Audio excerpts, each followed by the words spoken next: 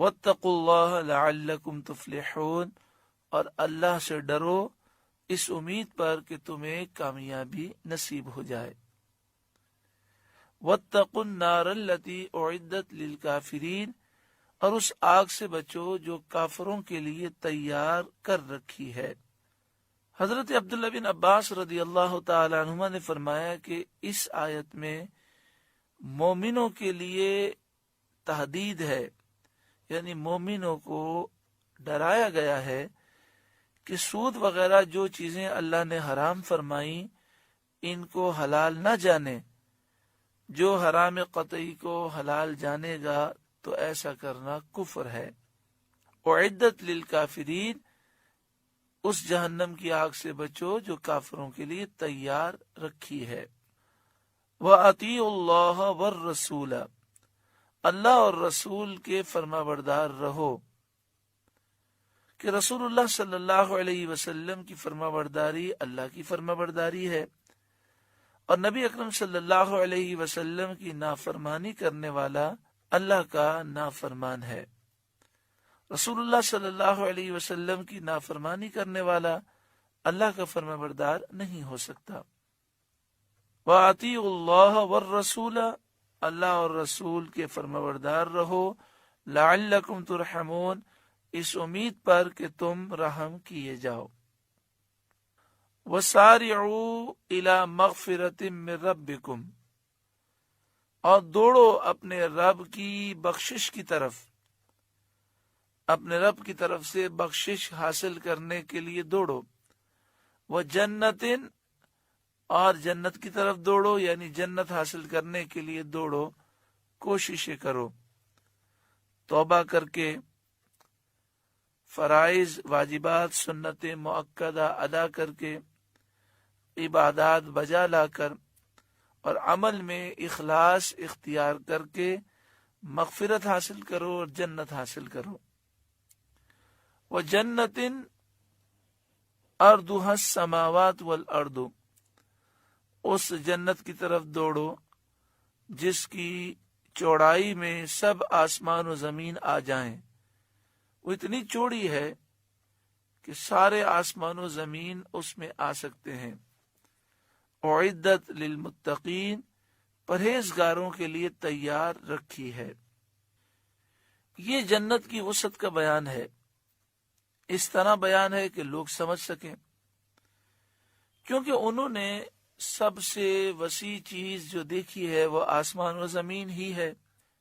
اس سے وہ اندازہ کر سکتے ہیں کہ اگر آسمان و زمین کے طبقے طبقے اور پرت پرت بنا کر جوڑ دیے جائیں، یعنی ساتوں آسمان کو ایک سیدھ میں کر دیا جائے اور انہیں جوڑ دیا جائے، اور ساتوں زمینوں کو ایک سیدھ میں کر کے جوڑ دیا جائے اور سب کا ایک پرت کر دیا جائے، تو بھی جنت اتنی وسیع ہے کہ اس کی چوڑائی کے اندر یہ سارے آسمان و زمین آ جائیں۔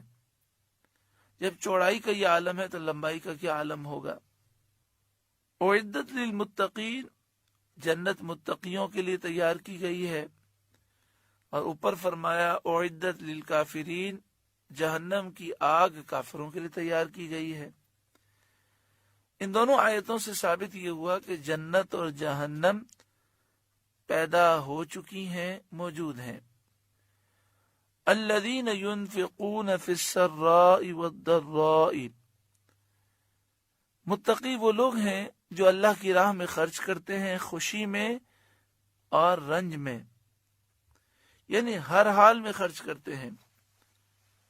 بخاری و مسلم میں حضرت ابو ہریرہ رضی اللہ تعالی عنہ سے مروی ہے، سید عالم صلی اللہ علیہ وسلم نے فرمایا، خرچ کرو تم پر خرچ کیا جائے گا، یعنی اللہ کی راہ میں دو، تمہیں اللہ کی رحمت سے اور ملے گا۔